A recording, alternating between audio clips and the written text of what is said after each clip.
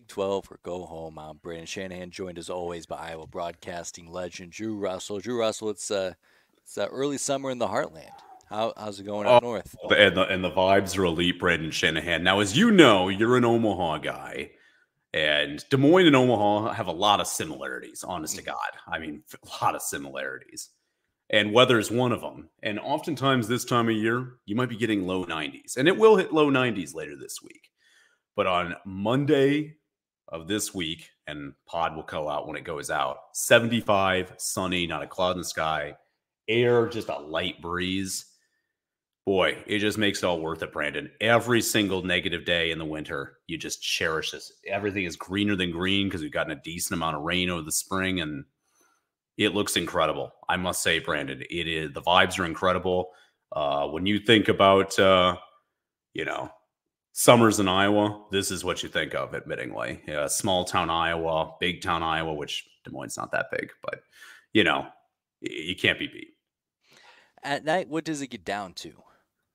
I think right now, I think it got down to high 50s last night. I had windows. I had Oh, windows open. I had a nice little breeze come in.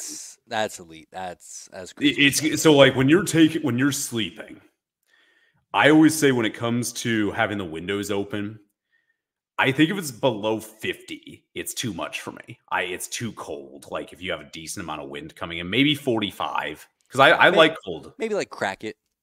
I could Maybe a good crack window it. crack. I could Yeah. crack it down to like even 40. Yeah.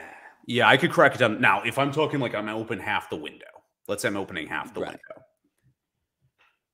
I'm gonna go 52. 52 That's and 52 to like 62, 3.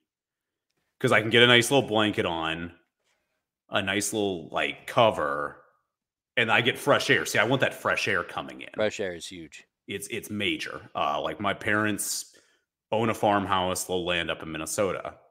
And when you get a night where it's 52, 62, not a neighbor within quarter mile, half a mile, That's and elite. it's pretty good until the hog house smell comes in. But that only happens here and there. That's only if the wind is going one direction. Hopefully it's not going that way. Hopefully it's going any other way. So, but no, like if you're cracking open a window, I'm with you. I could probably go down to 40, but I haven't done an Yeah. official check on that. But yeah, like if you get about 52 to 62, get a little breeze in there. I mean, you wake up at 6 a.m. You feel like you can do near anything. You really Yeah. can. Oh man, that's good as get, especially when you get out and about. Because the one drawback is that like apartment living, like you can sometimes hear some ruckus going on outside.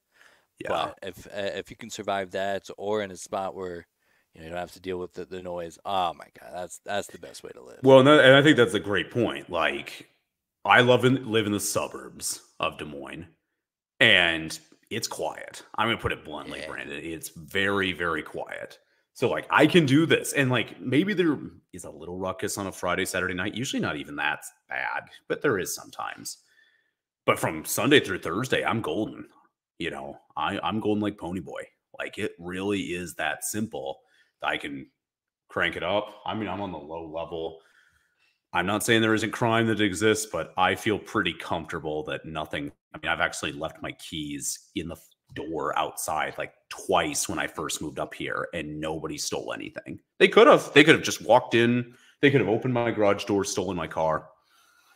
I would have had no one to blame but myself. But Yeah, no, that's a tough that was call pretty to make, stupid. It's a tough call to make. Yeah, I never lived on my own at the time. Yeah, that was Yeah, over that's 5 years tough. ago, and I was like, how the heck am I going to make it? But I did. I guess I survived somehow. Well, not that we exactly get to celebrate this as adults with jobs, but summer vacation. So of course the kids are finally getting their final report cards last week. We started to give our grades for the Big 12 schools and how they did basketball season, football season. So we did the Western Coast schools. Today we'll focus in on kind of what I would call like the newer Mhm. bloods of the Big 12, as you can kind of see those grades there. Arizona getting the better of the grades. Colorado also getting the B plus. Utah, Arizona State, so. But today we'll focus on TCU, West Virginia, Cincinnati, Houston, and UCF, and then next week we'll wrap it up with the Big Eight schools Oh who've yeah. survived who survived Texas really when it comes Hmm. down to it. These teams were either came with Texas or were already here, and they survived it when Nebraska, Missouri, and Colorado bolted, and now they survived when Texas and Oklahoma abandoned ship starting this year. So lots of good stuff here. But as we kind of look at the grades we gave last week, any last minute changes, any thing that you'd like to circle back to? Yeah, I mean, let's just quickly break down what we did say last week. We graded 5 schools: Arizona, Arizona State, Colorado, Utah, BYU. Those first 4 are joining the Big 12 coming up within the month, July. They're officially members. And then BYU, a new member for last year. So these are all very new schools to the conference, brand new or just recently joined. Brandon and I had very good grades. I think very good analysis breaking down these schools.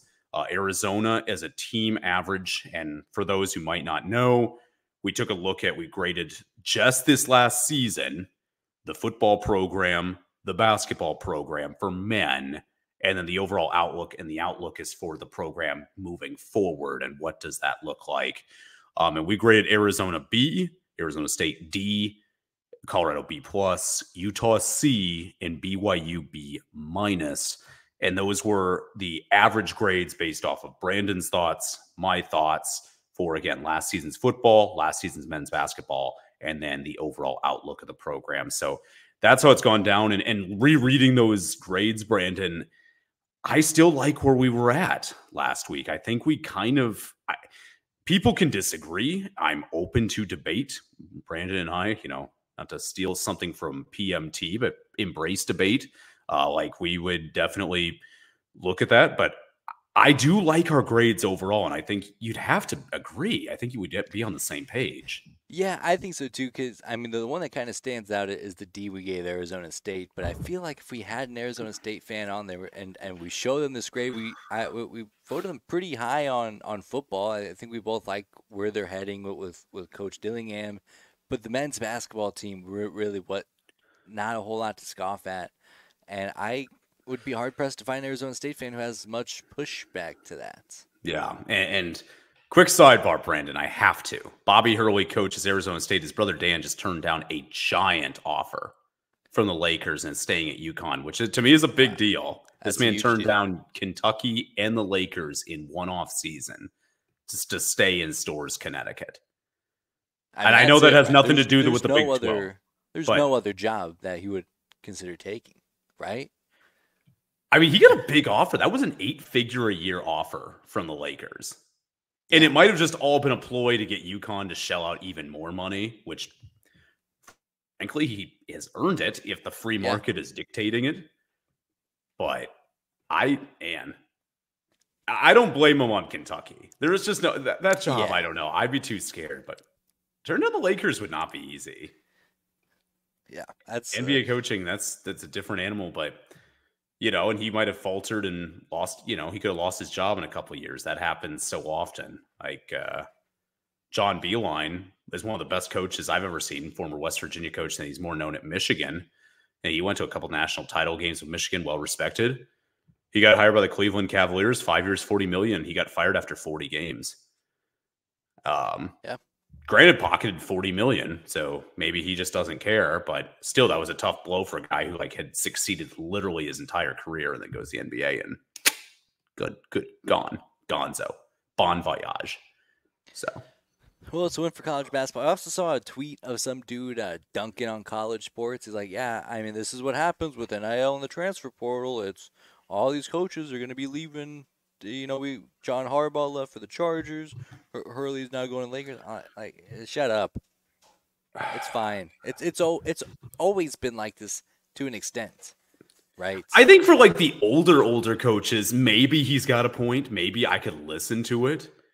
But like, this is a world, Brandon. You have to look, we both work our various jobs. You just have to always adapt nonstop. Like, the biggest lie, I think, in my opinion, is like, you graduate college. I remember graduating college. You remember graduating college. Like, it's like you're thinking, oh, I don't have to learn again. This is how it's always going to be, what they taught me. That's what I thought for like a couple months. Like, oh, I know it all. I'm unbeatable. You go work in the real world and like, I don't know jack. Yeah, none of that mattered on None the of it golf field. mattered. None of Like it mattered. it really doesn't. Like, hey, if you're a student, it's important to get good grades. I'm not trying to say anything else, but like after that first job, they're not going to give one bleep. I'm Yeah, just going to tell you right now. Like they don't care. At least media. Maybe they do in other jobs, Brandon, but I don't even get the feeling after like if you work in finance after that first job, they don't care. They're like, well, what'd you do at your last job? yeah. I thought So it's a fair assessment. but anyway, but geez, I need to stop going down these sidebars, Brandon. I'm having too much fun. But no, the college sports thing, like coaches are going to adapt. I mean, they don't have a choice, and they're making a lot of money as well. It's a lot of hours. It's a lot of work. There's a ton of responsibilities, but there are thousands of people. Clearly, anybody who works college athletics, you see all these grad assistants and people doing unpaid deals as kids, and we're living in a lot of people in an apartment. They all want to be the head honcho, Brandon. That's the goal for many of them. So, like, no, like maybe for some of these older guys, maybe a Coach K who had coached since the early 80s. Like, okay, I could see that. Nick Saban, hey, he doesn't want to do it anymore. Guy's 71. The guy went all out for literally 20 years trying to make it at Alabama. Maybe he just wants to sit at his lake house. Is that a crime? I don't think it is. So that's ridiculous. I'll rip it, and I'm happy to debate it anytime. Yeah, it was a different world when like money was different, but like these college coaches are getting paid as much as pro coaches are. I And mean, so you get one college job, Brandon. You're set for life from a yeah, family generational wealth standpoint. Honestly, yeah. I mean we're really splitting hairs at that point. So I mean back in like the Jimmy Johnson era, I can see that being an issue. yeah, Now it is what it is, and then I don't know. And now granted, uh, there might be some bias here, but with Matt Rule, the way that he talks about his time in the NFL compared to like what he enjoys doing is like this is absolutely where I want to be. Now, granted, he might be saying that because he got fired from the NFL. Quick sidebar to the sidebar: the Panthers were worse after he left, so I just want to throw that out there. facts. Agreed. But then, I mean, there's a lot more to it, and to have that kind of control over your team, especially now with roster management and getting to develop these folks, that's a whole different world. Completely different world. There's just so many facets of it, and again, it might be harder more than ever to be a college coach, but you could also make an argument it's easier than ever. Like if you have big donors, you don't have to be a traditional Yeah, power. You can just show up to a random school if they've got bank accounts and you can know how to recruit a 17, 18-year-old and say your life's going to be better coming here. You have a shot. Like you really do. So you could flip the pancake and look at it from a different perspective as well. So I'm not saying it's easy, and the NIL stuff is, we've spent hours on this show yeah. debating it, and we'll have hours more of content. That's guaranteed.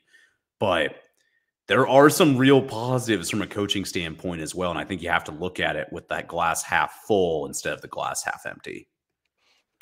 You're absolutely right, and we could talk about this all day. And I'm sure we will talk about this all day at some point. But we got some Yeah, grades we to do. give out. Yeah, sorry not to go on like just I love the side quest of any. I don't even play video games, but you got to go side quest, right? You got to get through those to get to the main portion. Get the 100% completion on all the side missions. Oh man, I love it. Yeah, you live for it. You do. It's like NFL mini camp for Madden when I was a kid. I had to play it. Had to get those rings, baby. Had to get them. But speaking of rings, TCU, they got a Fiesta Bowl ring not too long ago, and then glorious 5-7 season here. I think as we kind of recap TCU season, I feel like this one is and as somebody who really hopped on the Hypno Toad train in that glorious run to the national championship, I expected certainly a step back, and I think in my previous series that I did last year, the big phrase that I kept going to, like, this is going to be the floor of the TCU program under Sonny Dykes. Like, whatever happens this year is going to be the worst that they're going to be, ideally, hopefully, I think. Granted, I didn't think it would be 5-7. I didn't think it would be them giving up 700 yards to Colorado, who won one football game the previous season at home in Fort Worth. But let me see here. So we got 1 to 40. I'm going to give this one a 25. I don't think they had a very good football season at all. Yeah, this is a very interesting grade, Brandon, because they overachieved so much in year one. Like, if we had done this same deal last year, Brandon, despite that national championship game, I would have given them a 39, maybe even a 40, I would have given them a despite. 45. I mean, that's outstanding. I mean, seriously, I probably, despite the beyond embarrassment of that game, like, I'm like, what they put together was crazy. They had some like crazy moments during that season, like that field goal, like last second against Baylor was Oh my stupid crazy. Um, like that was it. I was like, they're not going to even get the kickoff. And they do with like 2 seconds left. I They could got not it. believe they made It was that. absolute nails. I was convinced they're going to miss it. But look, I think you and I were both expecting a step back. There was no question. We have to be realistic. Yeah. You lose just big talent from that team from a year before. But this was heavily disappointing this year. To not make a bowl game, I was not expecting. There's no other way to put it. So you got 25. I've got to go an F. So I've got to go. I'll show respect to Sonny Dykes because I still think he's doing a good job, and it seems to run a clean program. But I got to give our lowest score so far 20. I got 20. 20. Oh, that's tough. And I don't feel good doing that, Brandon, because I think obviously TCU fans. I wish there were a few more of them, but they are a solid fan base. Fort Worth is. You're aware of the area, nice town, good people. But it was disappointing. And you lose a Heisman guy as well. That should not be overlooked. I don't know. I feel bad, Brandon, but it has to be done. I don't care. You can't make a national championship game. What's wild is too bad it wasn't just flipped. They should have just went 5-7 year one under Dykes, maybe a little unnerving and, is this the right guy? And then if they have that season this year, they were saying TCU's the clear power going into this new Big 12. It was too bad their timing you don't change that season for anything, but you low-key kind of wish it was like flopped a little bit somehow. Yeah, and that's kind of what I'm thinking. And there's clearly some juice because you also got to remember it's not like this team was just on the precipice, in the last year. Gary Patterson. There's a reason why he's not the coach anymore. Somebody who's as accomplished and as beloved, who literally has a statue outside the stadium. When you do that for an active coach, that's just an insane amount of respect. And for them to decide to move on from him, you know that things weren't going well. Then to take that team and really, I mean, that's you get to the forefront. They're the only Big 12 team to win a college football playoff game, including Oklahoma and Texas. They're the only before Texas's run last year, the only team in the state of Texas to make the college football playoffs. That's Texas, Texas A&M, Texas Tech. I mean, just an insane run. And even there was a lot of close, weird, fluky games. I felt like that Baylor game. Kansas State at one point in their first game had to go to QB3 in Fort Worth. But even if a couple of those games go the other way, you're still looking at 9-10 wins. That's still an outstanding season. That's still an A season. Yes. And then to take the step back last year, not great. And I think I would feel a lot better if they would have just gotten to a bowl game. And agreed. I also remember the most prominent game on their schedule that you probably remember the most is that Colorado game, which stinks. It was such a defining game to start the season because it had a national TV audience because of Dion. And it did help that they were the defending national runner-up. So there was real interest of what's going to happen in that game. And admittingly, you and you have the archives. If we really had to dig in, maybe we'll do it for next time or whenever. But I have no doubt we picked TCU, both of us, in that game. Easily. I didn't even think twice about it. Me neither. I thought, well, I mean, they've got good positive pubs. So when Sanders goes off and they're putting up numbers, I'm thinking, I think it was more, I thought, man, Colorado might do something serious. I didn't really think too much that TCU's going to have a losing season. I really didn't at the time. I thought, they'll bounce back. I wasn't that concerned with them. So yeah, 5-7 mark was rather stunning. And many games they weren't that competitive in either. Some they were and just fell short, but a couple you're like, man, they could have been a little more competitive. So that's why I got 20. I'm almost talking myself almost into the high teens, but I'm going to stick with 20 and move from there. The men's basketball, wow, a weird season. Yes. And I feel like when we get towards the middle of this conference, that's kind of the word for a lot of these schools, just weird. I mean, they started off insanely hot. They started off winning 12 of their first or 10 of their first 12 games. Yep. They gave Kansas a run in Lawrence, gave Iowa State a couple of good runs, including just a 2-point loss later on the season, and then just kind of fell apart late. Lost to BYU, lost to UCF, and just a rough draw in the tournament getting Houston. Where would you grade the Horned Frogs men's basketball season? Yeah, this is a program that historically is not very good, Brandon. Jamie Dixon has done some wonders with them, and I know they haven't gone deep into an NCAA tournament. I know they've never won a conference regular season championship or a conference postseason championship under Coach Dixon. That doesn't take away he's doing a pretty freaking good job in Fort Worth. And when I look at that program, it's a tough place to win. They've put a lot of money into really a nice little arena they've got there that seems to get rather loud. I'd love to catch a game eventually there. So those are just positive things. The inconsistency, you're dead right, Brandon, was something that stood out to me on that team because there were days they looked untouchable and really could maybe be a heavy, deep tournament team at times. Even I really liked what they were able to bring. But then there were times like when they played Iowa State in Fort Worth that they had, 28 turnovers, I think, in that game, 28 or 29. And they still only lost by one. Iowa State had to freaking cling tooth and nail to find a victory out of there that day. But in terms of grade, since I need to get to that eventually, I still think they had a good year. I don't think that takes away from that, Brandon. And I'm aware of the program history. I'm going to go 32. That should be a B minus.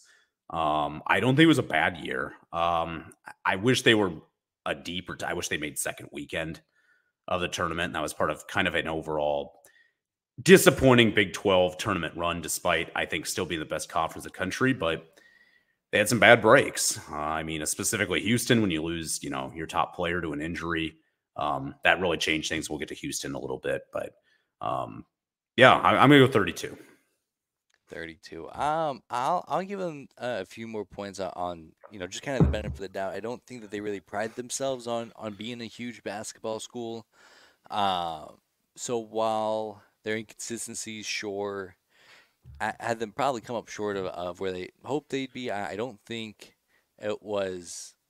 I think if you talk to TCU fans about like where they ended up, numbers wise, record wise, you tell them you compete with Kansas, you compete with Iowa State in a couple of weird games. I think they take that, and I think that's worth the B. So I'll give them a 34 even. Yeah. Again, real close. I mean, if you get just string together a couple more wins, we're probably looking A minus territory, B plus, even.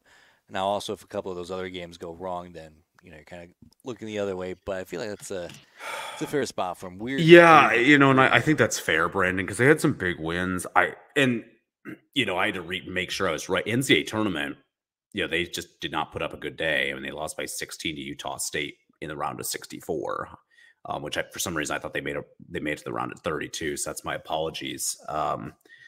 So I mean that was a disappointing showing, just considering the stage of that, to give up 88 to a pretty good Aggie team out of Logan, Utah. But it's a tough place to win, and Jamie Dixon's winning. Like before he got there, Brandon, they hadn't been to the NCAA tournament I think since the early 80s.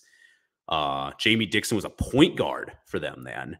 So that tells you everything you didn't know of how tough it's been. And the Big 12 is unforgiving. And they were horrible when they first got to the Big 12. I mean, it was like they looked like a low major college team compared to the rest when they first joined. But they've become competitive, and I give them a lot of credit in that regard. Also, I appreciate the flex showing out to Utah. Would have never guessed Logan, Utah is a real place. So shout out to Russell, the geography expert I don't of the know. show. I'll tell you what, But Brandon. I need to go back onto Sportical like old oh man, I times, love and a I good need to sport. just find like a quiz from like every NCAA town, just see how many I can get because I do love those type of quizzes. I really do. So Power Four, I'd be good. I know I could get every one of those. I do know that. That's a pretty big flex. That's a good one. I feel good on that. I really do.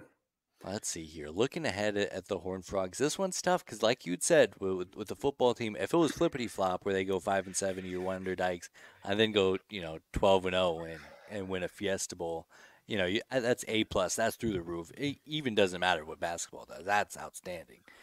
But when you kind of pair those aside, I do think that the vibe's a little bit more optimistic. I think there's a lot of faith that Josh Hoover will be a little bit more than what Chandler Morris turned out to be at the quarterback room. Mm-hmm. They're still recruiting pretty well, not at a crazy high level, but with certainly on par with the rest of the new Big 12 teams. So football, I feel pretty good about basketball. Like I said, I think they're heading in the right direction. Let's see. Let me convert to my lucky chart here. So if I give them, well, that's on a 40. That's not going to help me out here. I'll give them a 17 on outlook. Yeah. I think relatively positive stuff. Yeah, I actually printed that was the exact number I was going to go with. We were on the same page, so I'm going to just copy your answer. I'm going to go 17 as well because I really do. I love what Coach Dykes is doing in general. When you replace Gary Patterson, who was huge for TCU football, is the reason they're in the Big 12. He made them attractive enough candidate some 15 years ago when A&M and Colorado and Mizzou and Nebraska all left and the conference was kind of spiraling. Nobody knew, and they were a big addition at the time because they were coming off multiple Rose Bowl appearances with Andy Dalton, and Gary Patterson was major to that program, and it was tough to let him go. It was needed, but it was tough. And Coach Dykes, despite last year, I think still has him on the right track.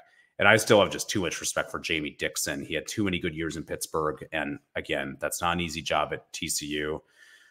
Maybe there's some randoms that think he can do more. You got to just keep letting him do what he does. And, we'll see in a couple of years if for some reason you would like a change, but I don't see any reason for that. So they're in good shape. I think basketball is going to be tougher just because that is an insanity show regarding the Big 12 and how fun that is. But football, they're in really good shape, and I think they could be a consistent top 5 team. And if they were conference champions, once again, within the next 3 years, at least regular season, potentially the actual title game, wouldn't even be remotely shocked. Yeah, shout out TCU in that Rose Bowl. Unlike any of the new teams coming in, they actually win their Rose Bowl. So shout out Andy Dalton and the Horned Frogs there. Let's see here. West Virginia up next. We talk about college towns. Nobody does it better than Morgantown, West Virginia. I'll tell you what. But as we, if there was a vibe rating on this, especially for the football season, I mean, it's through the roof. It's Big 12 football at its finest. We came in, we're like, are they on the hot seat? Are they gonna fall apart? Are they gonna be the worst team in the Big 12? And then there's a point where I'm like, there's a path for them to win the Big 12 championship. And then they lose to Houston on a weird Thursday night, Friday night game on a Hail Mary. Weird stuff. But, I mean, that's part of the deal of West Virginia. Yep. Overall, I feel like last season went pretty well towards expectations. I'll go ahead and give them a B+. Sign me up for a 35 for the Mountaineers. I think that's the kind of season that you don't harp on, like TCU with that national championship season. You can kind of live off that for a while, but I certainly don't think that this has any staying power. But like on a one-off year without much context, yeah, I'll give that a good B+. Yeah, I'll tell you what, Brandon, this podcast was real scared for our beloved Neil Brown. We, for weeks, like, how does Neil do it?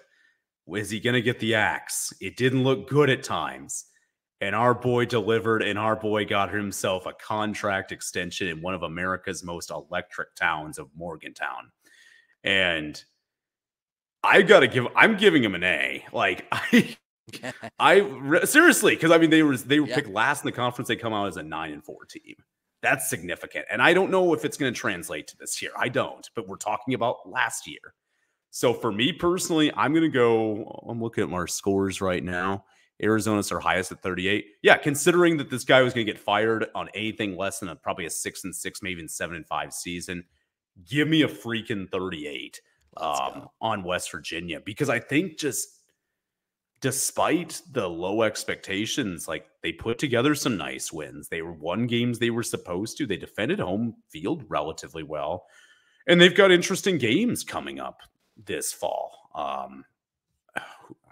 feel bad. I don't have the full schedule right in front of me right now, but what, Pittsburgh's in town, A I lot think of week winnable one. games.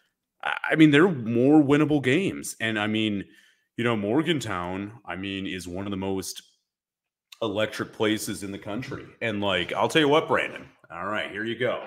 We're going to go nuts today. I was talking to one of my good buddies from college, and he's got connections to West Virginia, which I had no idea until rather recently, Brandon. Iowa State plays in Morgantown mid-October, and I'd be full of it if I said I'm not looking. Brandon, could I go viral if I wore just an Iowa State hat and then wore a top 5 shirt in American history, which is Larry David choking Elmo? Because I'd like to think we could really create some juice in Morgan. I feel like I could match the vibe of Morgantown that day. I really believe I that. think that's how you do it. The Riot Bowl would be crazy. I would burn a couch myself. I'll say it right now. I'd burn a couch myself. It's a great town. The fans love their university. It's a beautiful country, and they deserve a good team. And I know geographically they haven't been a great fit for the Big 12. Let's just put that bluntly, but A lot better fit today than they were when they joined. That's facts. For sure. But bringing Cincinnati in was major. Even UCF, I think, is a needed just team as well, just from a Southern standpoint. So I like what they're doing. Let's give them credit where it's due. So lots of good moments on the gridiron. Not a lot of great moments on the basketball court. Ended up with a whopping 9 wins overall, just 4 in conference. I was at an 8-game losing streak to wrap up the season. They did pick up wins against UCF. They picked up a win against Kansas, which I mean that's Big 12 basketball at its finest. But not a whole lot of highlights outside of that. Beat up on Cincinnati like everyone else did. How are you feeling about the Mountaineers on the hardwood? Yeah, I mean, what a wild situation. Bob Huggins gets fired because of various comments made on a local Cincinnati radio show. And look, Huggy Bear, I think, is a deep down good guy. He's done a lot of good stuff for that community over the years, Brandon. So I'll start with the positives, but you can't say that stuff either. And I think it was a violent decision because he's a very popular man in that state. And he is a brand nationally. A guy from, anytime I hear somebody say, it's just how things were then. That usually means there's some certain comments that are often made by those people that maybe aren't perfect. Whether you agree with them or not, whatever, I don't care. But they're going to make their takes. They're going to be boiling hot. That should join a show with Skip Bayless, that Nimrod. I'll tell you what, Brandon, they went through a lot. They had an interim head coach, players hurt, transferring. It was a disaster. So it has to be an F just because it was a 9-win season. That's tough to do in modern day college basketball. But I also give them a lot of credit for biting the bullet and do it. So I'm going to go 20 on their men's basketball season because, I mean, I do have to look it on court. I mean, we have for every other team. But I also think, despite all the greatness that Coach Huggins brought to that program, and I'm not going to go on a rant on him. I do have respect for him in many ways, not fully, but many ways. But I think they did build a potential something interesting. When we go to the outlook, they've got a very exciting new coach in that program, and I think they've got some real interesting stuff going forward. Yeah, I'm right there with you. I don't have much positive to add. You know what? I'll give them a 24, so the bottom of the scale in the D- section, just because they beat Kansas. And I'm sure, as a West Virginia basketball fan, that moment in and of itself makes the whole season. Again, not everybody gets a letter up for beating Kansas because a lot of teams beat Kansas this year. But for West Virginia, after what they went through, I'll give it to them. That was a pretty wild moment, though, because Kansas was really cruising at the time. It was like, Yeah. oh, another vintage KU team, and they go to West Virginia team. They couldn't win a game at the time, and weird things happen in Morgantown, Brandon Shanahan. That's just guaranteed. And weird things will continue to happen in Morgantown as we take a look out football-wise. This might be one of the more polarizing ones because football-wise, I feel great about West Virginia. They bring back Garrett Green, who's kind of firmly in like that second tier of Big 12 quarterbacks. Like, of course, you got like Cam Rising, Shooter Sanders, Avery Johnson, and then you kind of got this long second tier of guys who could pop off at any moment. And if you told me that Garrett Green ends up being first team All Big 12 in the season, okay, maybe not first team, but like second team All Big 12, I could definitely buy into something like that. He was outstanding, 4-to-1 touchdown to interception ratio. They got a lot of good stuff brewing there. And then basketball, I certainly have my questions, and I think because of that, I'm gonna have to drop them down to a 31, or not a 31, an 11. Let's see, let's go fifth. Let's see, You're at 20. You're at a 20. Out of 20. What's your letter grade you want? Oh man, a C. 15 on the nose. That'd 15. be a 75. Right. Yeah, give me that. Talk to your numbers guy. The mathematician. Rude Russell will take care of you. This is tough, Brandon. It's tough because I actually feel the vice versa. Really? Football program, I think, has some good stuff going, but was that not a potential fluke? I can't believe I'm doing this because I just went on a nice little Neil's our guy. Yeah, just got a contract extension, bringing back one of the better quarterbacks. I mean, I don't know. I mean, they do, again, I've said every team, so I'm going to try not to do it again, but there's the old Iowa slogan when you drive into the state of fields of opportunity. And there is in this new era of Big 12. And by the way, ladies and gentlemen, Iowa got a new slogan in the state. It's trash. Fields of opportunity is what Drew always say. So we wasted $1 million there, but whatever. We move on. This is a family-friendly show. I want to say that, Brandon, that I don't know. Like, it's kind of interesting because, like, some of those wins, Big 12, I mean, they didn't, they didn't beat the heavy hitters. They did kind of eat in the schedule that they needed to eat in. Their schedule's not easy this year either, but there is also some winnable. I mean, it's a tough call. Basketball, on the other hand, I think they're going to be fine. They got right out of Des Moines, Drake University, Darian DeVries. That's a great hire. That's a great hire for them. And for them to get him, and then to get the top transfer in the portal in his son, Tucker DeVries, who's a built-in 20 points a night kid. I can't wait to watch him in the Big 12. He's going to be so fun. He's been a blast to watch in the Valley. I think West Virginia basketball will be fine. I think they can make the tournament again, even as early as year one. So this is a tough one. I'm going to go 16 because I have so much hype for the basketball program. And it's not like, and you know what? Neil. I'm all in on Neil Brown. Sorry, Neil. I didn't mean to doubt you. Yeah, let's go 16. I got a B score for them. You know, I'll bump mine up to a 16. You talked me into it. I didn't realize their basketball team was cooking as well as they are. That's outstanding stuff. I mean, if you think that there's a chance they make the tournament, I mean, that's a huge. You feel. I mean, look, Drake University, Brandon. You know Drake. You know Drake. I went to many games. They have Count On EMC and insurance there. We love Count On. Yep. Look, that's a tough place to win. And like when Coach DeVries took over, that program was not in complete shambles. It was the year before, but it was in pretty rough shape.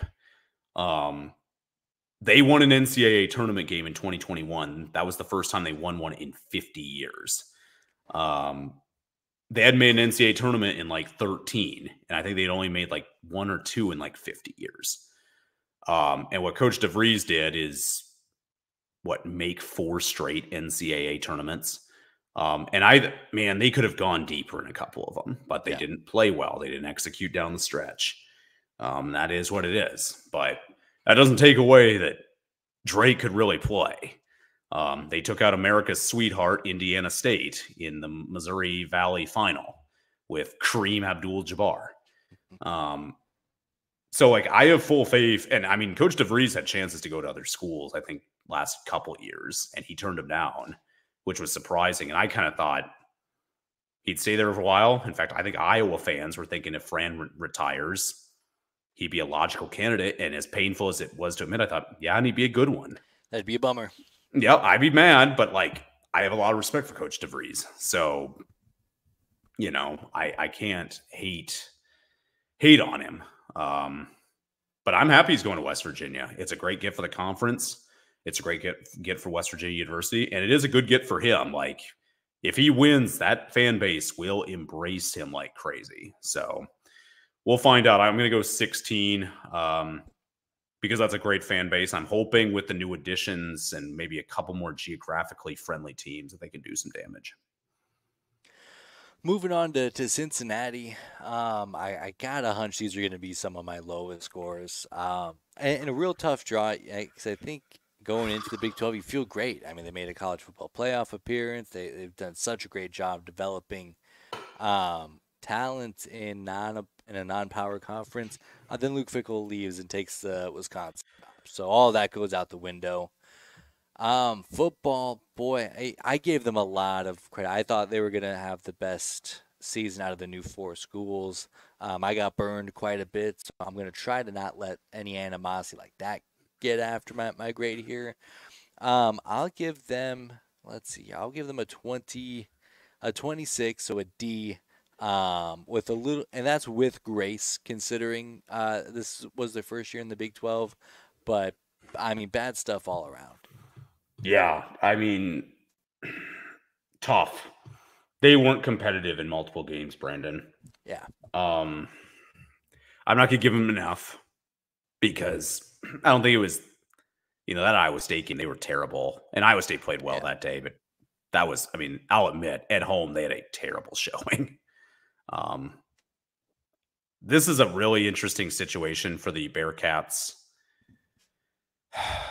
because I don't know what the future looks like for this program. We'll get to that in the outlook. But for the football season itself, a tough one. One where I felt like they had great momentum clearly. You lose Fickell. How do you build post-Fickell era? This guy had a heavy influence, kind of similar to Gary Patterson of why TCU's in the Big 12. I think Fickell had a major helpful run of hey, Cincinnati's an attractive candidate for expansion. Ohio's football crazy. No, it's not Ohio State, clearly, but this is, you can make an argument that probably the second biggest program in the state for football. I might be missing somebody, Brandon, but I'll make an argument right now. It was disappointing. So I'm not going to go F, but I'll go close. I'll go 24. And I think, what is the future? Can they find QB play? Can they have a lines that give a rip? I think that was one thing that stood out to me watching them a couple games last year. Their lines looked like they didn't want to be there. They didn't want to fight for their guys. And I always think sometimes skill guys will quit. Sometimes QBs are misreading stuff or whatever.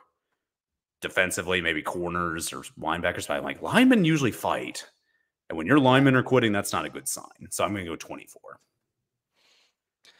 That's fair. And now looking at their basketball season, I don't feel much better. I mean, they went, let's see here. Yeah, they finished around because they went NIT. Yeah, so they went 20-14, 7-11 in conference, which admittedly feels a little bit better. They went on a bit of a run there late, won 4 of their last 6, beat Kansas, beat a hobbled Kansas. Yeah, they did. So for that, I'll bump them up to a D+, but I not actually, that feels a bit harsh. I'll give them an even C. That's a tough league to come into, and they picked up some good wins. I think you can, you would have liked to have made the tournament, but there's enough good moments in there to go to sleep at night.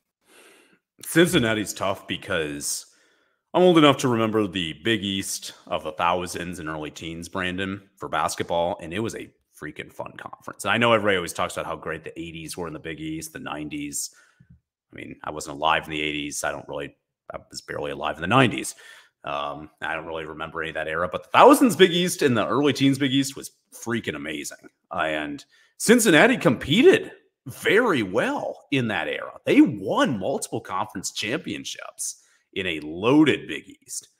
Mick Cronin was still a good coach. I still think, UCLA is a bizarre fit for that man, but whatever. He was good at Cincinnati. It's been fascinating to watch because that's a program that has a lot of pride. 20-win season's good. That's nothing wrong with that. I have higher expectations for that program, though. I just do. And I think that fan base does as well. No NCAA tournament. This is tough. I'm going to go, it is a 20-win year. I'll go 27. But, if you're a Cincinnati fan, you deserve, I think, hardwood more than anything. And they just renovated their arena. And it looks really good. So they should demand more. And Wes Miller's a good coach. Still a young guy. It feels like he's coached forever. He's still relatively young. But you have to win. And you have to make tourneys at Cincinnati. Certain schools, we'll talk UCF in a little bit. That's not necessarily an expectation as much. But at Cincinnati, I think it's a deserved expectation. And then looking ahead, boy, I have a hunch that Satterfield is going to be a huge problem. So I have such a hard time feeling any bit of positivity with them whatsoever. So that's really weighing down my outlook here. Basketball, I feel like there's still a lot of potential. I feel like you could really talk yourself into some success. I feel like getting, when you're talking to players, like, we're gonna be able to give you the opportunity to play against the best in the country, and with all the games on ESPN and ESPN Plus that the Big 12 offers, that's huge. And then you also typically get the benefit of the doubt come tournament time. I think that's enough. What would like a C minus be on a scale of 1 to 20? C minus, that would be gotta think for a minute, Brandon. So if it's probably a 14 range, 15 to 75, so 14. Yeah, that's pretty close.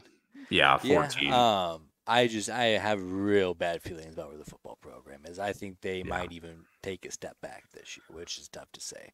Yeah, I'm kind of with you, and I'm on that football program. Can basketball find a way, even with a more stacked conference, to find a way to swing through? Because I think they do have the fan base and support there. This is a tough situation for Cincinnati. I think our lowest score so far, Arizona State's an 11 for an outlook. I'm not going that low because I do have a little more hope just based on the fan base alone that cares. Cincinnati's a wild town, Brandon. I've never been to Cincinnati. But I hear that Skyline chili will make you go nuts. Is based on what I'm hearing. So I don't know if I could eat a bowl of that stuff. Could you eat a bowl of that stuff? Absolutely. You would hammer it. Eat some fresh Skyline chili. I'd be nervous. I'd be like, I feel like, so pretty much if I'm eating Skyline, Brandon, no lying here, folks. 12 o'clock eat from 1 to 8. I'm not leaving the hotel room. Yeah, it's. I got movies planned. I'm parked there on the bed all day because I'd be like, if I'm walking around or I got to go to a game, I'm like, this is going to come up eventually or down. Yeah. Hopefully not up. That'd be bad. That'd be really bad. But wouldn't down. Put it past it. No, I wouldn't either. I don't know how my stomach would handle it. But they got a good fan base. They care. But I'm with you. And for Scott, Satterfield, he's got to clean it up. And I mean, what a disappointing start last year. So I'm gonna go 13. Because if basketball can't get it together, Brandon, all of a sudden this program, if they, if say donors stop caring or if they lose money there, even though Big 12 is not as right now as heavy of a hitter as say the Big 10 or the SEC, let's just put that out there now, but they could fall behind real quick. I'm with you. Let's see. And actually, I am going to bump my Arizona State grade up because I do feel better about Arizona. Well, I probably feel slightly worse about them basketball-wise, but I do feel better about them football-wise. So I'll give them a little bit of a bump there. Moving on to probably one of our more basketball-heavy brands here in Houston. It's a fun one. Football. Again, I think this is going to be a low grade and then a high outlook because I really like what they've done since then, but it's real tough. Well, and also, how do you weigh this? you had to fire your coach. That's Yes. a tough. That's a problem. That means you had a bad season. But I think they got a huge upgrade in a coach. So is that a net win? Yeah, I mean, and I think that we'll look at that from an outlook standpoint. I think of just what they're able to do, similar to like West Virginia with Yeah, basketball. That's how I'll break it down. yeah. So I'll go ahead and give them a D minus. I'll give them a 24 for football. That game against West Virginia was fun, but that was about it. Yeah, that's a tough because it was an ugly football season, no question about it. Though you and I are on the same page. I'm like, but that West Virginia ending was crazy. Like that was but like that was one of the better college football endings I've ever seen. It's why TV networks pay unreal amounts of money for the rights to this stuff. Because I'm like, how can't even script this? No. Like it's ridiculous. But it was a disappointing football season. And for a program that's seen, I can say every single one of these about every one of the American teams that came to the Big 12 last year. When you look at that across the board in Cincinnati, Houston, UCF, and I guess BYU too, though they weren't American. But those three specifically from the American brand, and they've all seen good success in the last decade. They've all had big seasons the last decade.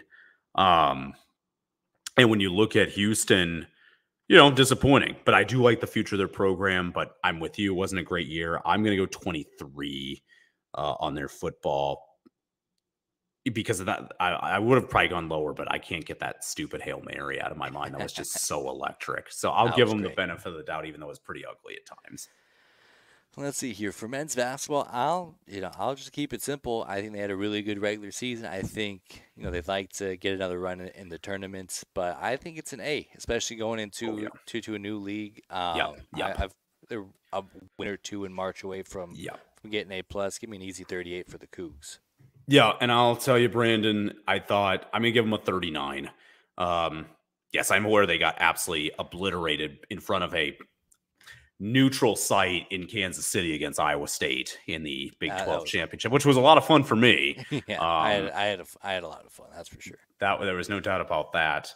And I thought they got a brutal break in the NCAA tournament. You lose your first team All-American guy in Jamal Shed to a foot injury against Duke. They still could have won that game. They just didn't get it done. But they had a great year. I'm with you, Brandon, and I'm still tempted to go 40. I'll go 39 because I guess they fell short of a Final Four, which they've made. And but they won the regular season conference in the Big 12, the very first year of its existence in the Big 12. That is an incredible, incredible accomplishment. Even though a lot of people disagree with me, I will always take regular season championships a little more seriously than those postseason ones because those you get hot for a week.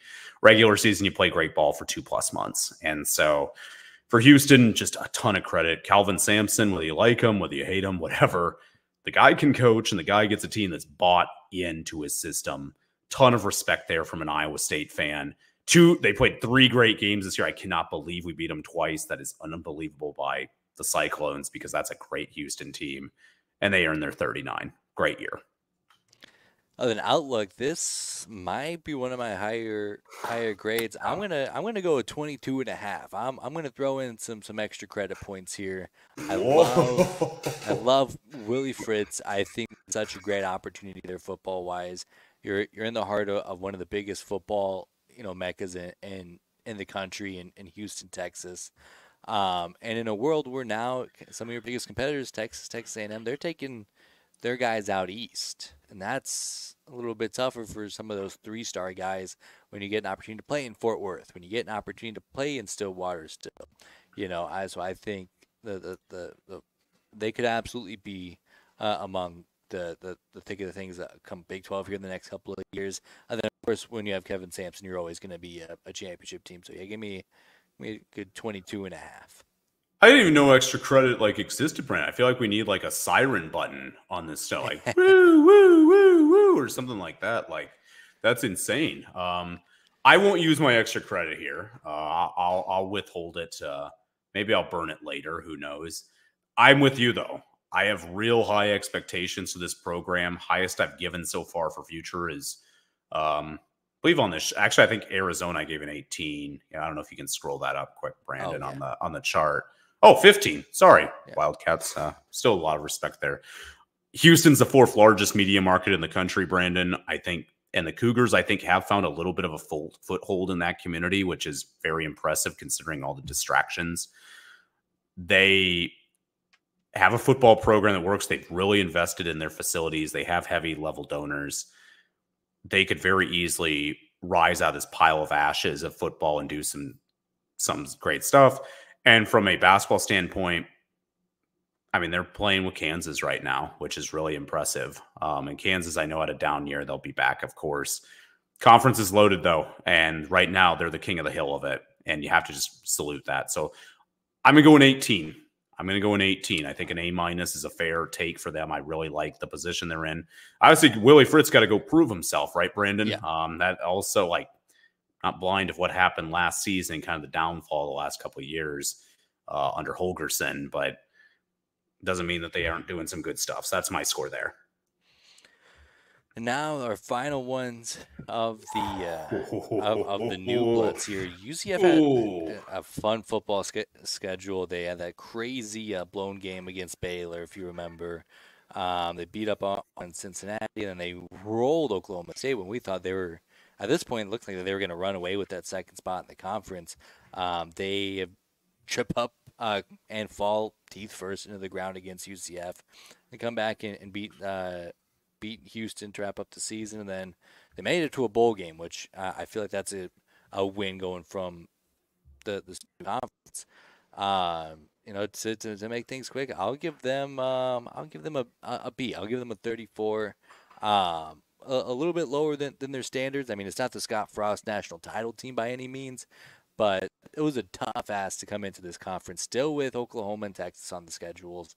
We're not on their schedule per se, but that's a tough jump. And I thought they handled it well, better than I think a team would on average. Well, Brandon, one of the most electric moments of our very first show was finding out that, their head coach, Gus Malzahn, was also named Gustavo's. And that was a special moment for both of us. I thought I know everything Gus Malzahn, and I didn't. And I'll never forget the name Gustavo when it comes to that man. I love your score. In fact, that's exactly going to be mine, is a 34. It wasn't easy at times. They had a couple letdown games, but they had some really nice wins too. They've got to be very pleased with where they're positioned. They're pretty much going to be a good spot for maybe those Florida kids that are overlooked by some of the bigger state schools. But there's no shame in going to that area. Orlando's a great town. Beautiful campus. I mean, I was there in the spring. I sent you photos. Brandon just walked right on out towards the 2 feet from the field. Snap photos. They're 2017 national champions, which just cracks me up so much that they have that just proudly displayed in their stadium. Love it. Great mural of all the mascots, the conference as well. That's pretty cool. Yeah, I love the energy they got down there. So I'm with you. I like their season they put together. I got 34 as well. And then for men's basketball, I'll wait a little bit. Again, coming to the best basketball conference in America, they had some good moments. They won a Big 12 tournament game. They did have an early exit in the NIT, but overall a pretty average season from a non-basketball school going into the toughest conference. I'll give them a B-. I'll give them a 33 for that year. Yeah, I mean, like a lot of schools this year at home, they beat Kansas. So there you go. Well, that's a common theme in some of these. Yeah, I was going to say that. Maybe we got to stop putting so much weight to that. Yeah, maybe not as big of a deal this year, but still did it. I love Coach Johnny Dawkins. I think one of the funner basketball minds in the conference. One of the nicest guys you'll find in the conference as well. I wish they'd build their fan base a little bit more on the basketball side. Like when Iowa State played down there, I was blown away at how much Cardinal and gold there was. And granted, Iowa just wants to get out of the state in February, so maybe I just need to defend them a little bit. But they're in an interesting position. We'll get to that in a minute. But in terms of the season, not bad. But I'm also aware they didn't make an NCAA tournament. I don't want to overlook that. But they don't have as big of expectations historically compared to some of the other schools we've already mentioned just in this segment. I'm going to go 30. I'm just going to give them a straight C. Nothing wrong with it. I don't think anything wrong with their season, but are they happy with the status quo? I think it's going to be a question maybe we're asking come next March, say they have another season like that. And then looking ahead for the Knights, I feel real good about where they're at. I love me some Arthur Gustavo Malzahn the third. I'll follow him into the sunset. That's for sure. Love him. And then basketball. I don't think that they typically have high expectations, so I don't feel a whole lot of pressure there. I'll give them a good 17 here. I feel real good about the direction that they're in, and being the only team in their conference in the state of Florida. I think that's pretty cool. And I think that's could be a unique advantage there. Yeah, I agree with you. I think football, I like where they're at. Really like where they're at. I think there's a lot of excitement, energy, etc., and just things that they're going to put together. So, yeah, if they can build upon that, I think that's great. Basketball, I do have a little more concerns, admittingly. If they're looking to build a force in the Big 12, that's going to be a tough freaking hill to climb. And what is going to be, and those I think are conversations they've already had, will continue to have. What kind of winning do they expect? Are they okay being in the below end of the Big 12 if that means maybe they make a tournament here and there? Maybe they win a tournament game or two. It's a lot of fun, but if they're a more serious player, they're going to have to continue to invest and boost that program, and that remains to be seen. I'm going to go 15. I'm going to go 15 because I think basketball, I do have some concerns. But football, I'm with you. You and I, how about that? Two of us can just fly into the sun just for a moron out of Arkansas and Arthur Gustavo Malzahn. So, yeah, 15 is going to be my score. I love it. So a lot of average, a couple of schools slightly above average, and then Cincinnati pretty well below average. I think that's generous. But let's see here. So just to wrap up, TCU ended up with a 73, good for a C. West Virginia, 75, good for a C. Cincinnati is 67 for a D again. I think that's pretty generous of us. So good on us for not picking on Cincinnati too harsh. Then a B for Houston, a B minus for UCF. I have a feeling in our final iteration where we're doing the Big 8 schools, there's going to be a little bit more B, A's, thrown in the mix. Not one school that's gotten in that A criteria. We're tough. We're like the Russian judges at the Olympics, Brandon. We are just brutal. We could be unfair, but I like our scores so far. And again, like if you all disagree, let us know. Like we definitely want to know. We're not saying we're the most. There are many fan bases out there, Brandon. If there's one thing you and I know about sports fans, there's some sick people that know like just the most intricate detail, every nook and cranny covered when it comes to their fandom of their school. And maybe when it comes to Iowa State, I can cover a lot of those nooks and crannies, admittingly, but all these other fans, I can't. So let us know if we're missing something. We would love to know, but I like our scores so far, Brandon. I think so too. And that's all that I had. Any final thoughts before we wrap up? Yes, Brandon, one final thought. I talked to 6 Oklahoma fans this last week regarding our segment last week regarding Lincoln Riley. And all 6 told me they never want to see that man ever touch their state again. That's crazy. Just telling you. I told you last week that Norman takes things personally. They are nuts. Right. Just saying. So that's it. That's all I've got.